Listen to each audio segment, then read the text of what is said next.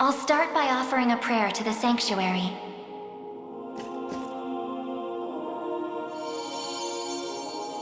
He who bears the ring of the unicorn, present its grandeur before me.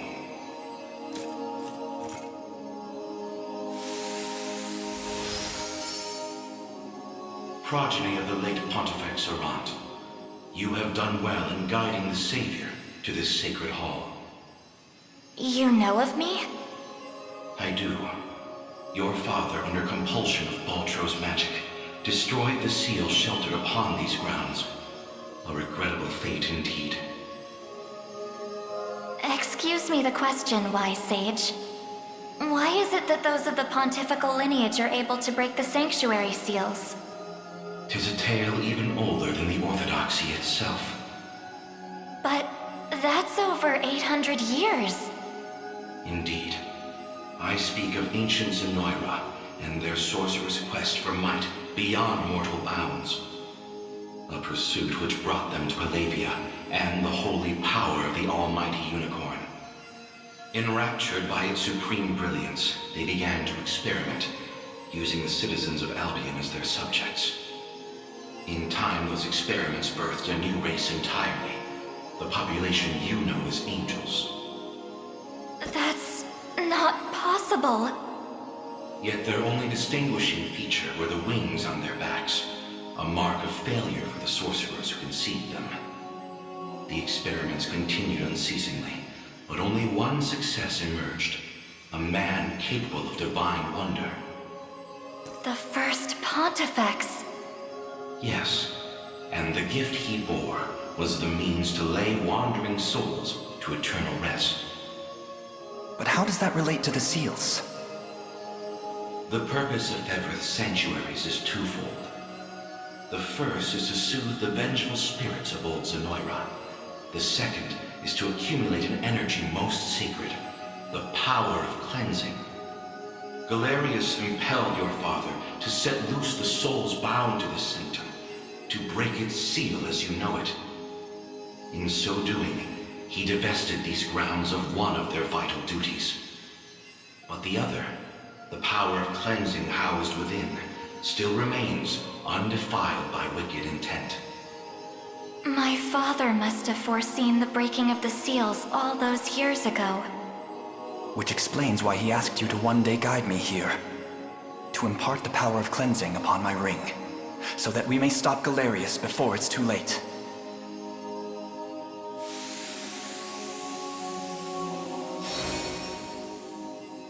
Your will is mine own, righteous Prince of Cornia. The ring's gotten stronger, Elaine. I can feel it. Ringbearer, the Sanctuaries of Fevroth further seek your call. Deliver your presence unto each in turn, that we may aid you when the fated time arrives.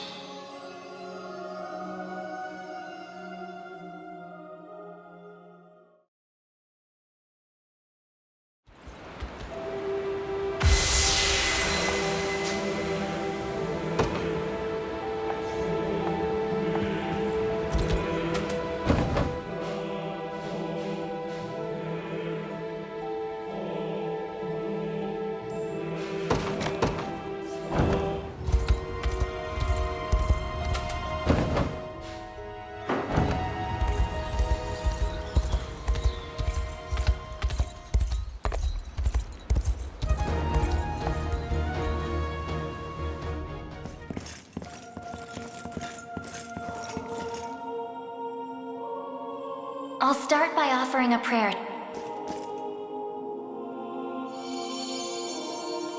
He who bears the ring of the unicorn, present its grandeur before me.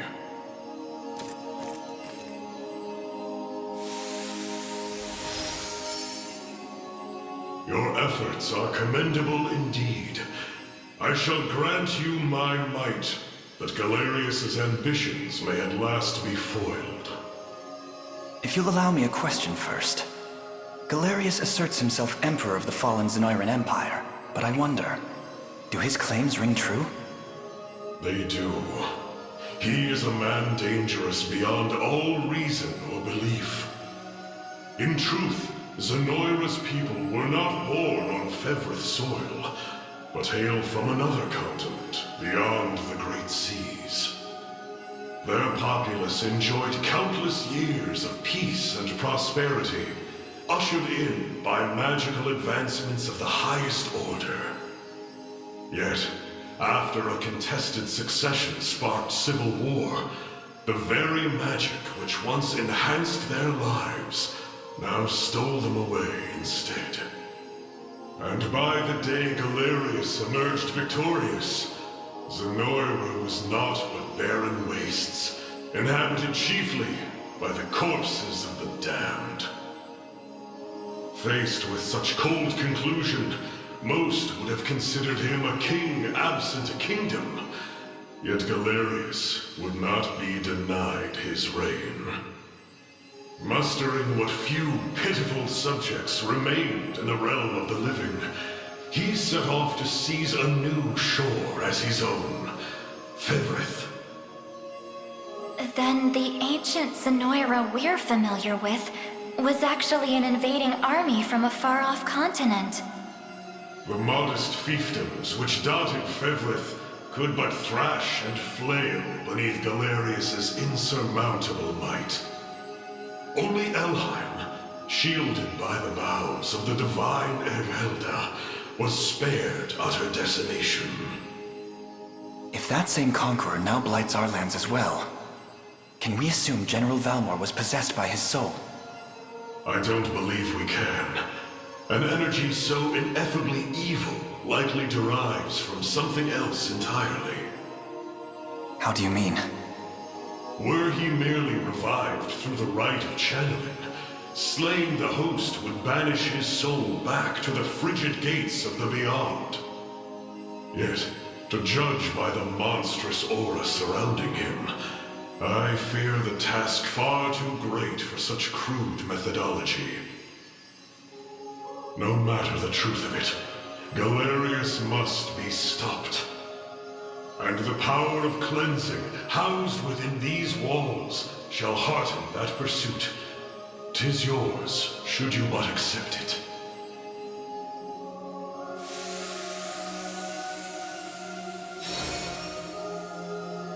Your will is mine own, righteous Prince of Cornia.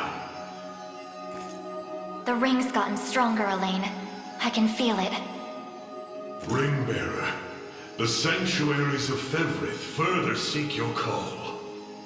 Deliver your presence unto each in turn, that we may aid you when the fated time arrives.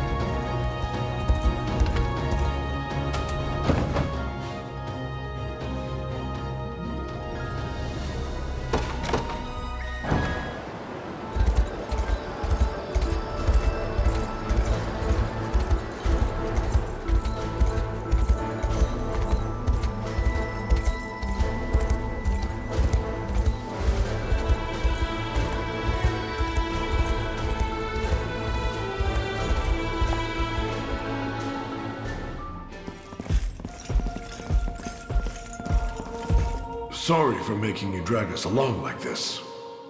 Please, there's nothing to apologize for. I take it you have a question to ask. We want to see if this sage knows anything about the blue. It's the only reason we even got in here, so... I'll start by offering a prayer to the Sanctuary.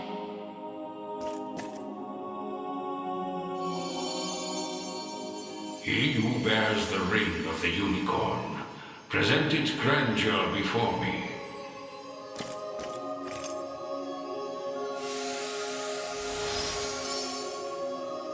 You've accomplished much, Ringbearer. 'Tis no easy feat crossing a nation bound in the harshest of winters. I don't mean to interrupt, wise sage, but I was wondering if you could answer something for us. What exactly is the Bastorias blue? You refer to the azure stone on your person, yes? It is magic made crystal, cultivated by the elves of yore. Long ago, when their kind still called Bastorias home. There were elves here? That era too saw Zenoira's reign encroach upon every region of Fevrith. The elves to the south, secure behind Ervelda's veil, espoused neutrality and insulated themselves in the forests of Elheim. Yet those in Bastorias did not possess such luxury. Instead, they forged a powerful crystal capable of transforming their bodies into those of colossal beasts. Astrals. But they could turn themselves back, right? Such a technique did exist, yes. Though, unfortunately, it has long been lost to the passage of time. Should have guessed as much. Still, Zenoira must have had some reason for wanting the stone so bad. Even though they didn't use their mind control to try and get it. I suspect you allude to the rite of channeling. As I understand it, Bestral physiology is far too distinct to house a human soul, making the rite a futile venture. In its place, they likely sought the crystal for its similar mastery over the hearts of your race. All in the grand hopes of bridling the same strength they failed to overcome so many years prior. Some story this thing's got. Now, we lack the time for further conversation. Allow me to imbue your ring with the power of cleansing. Use it well, and bring an end to Galerius' cruel ambitions.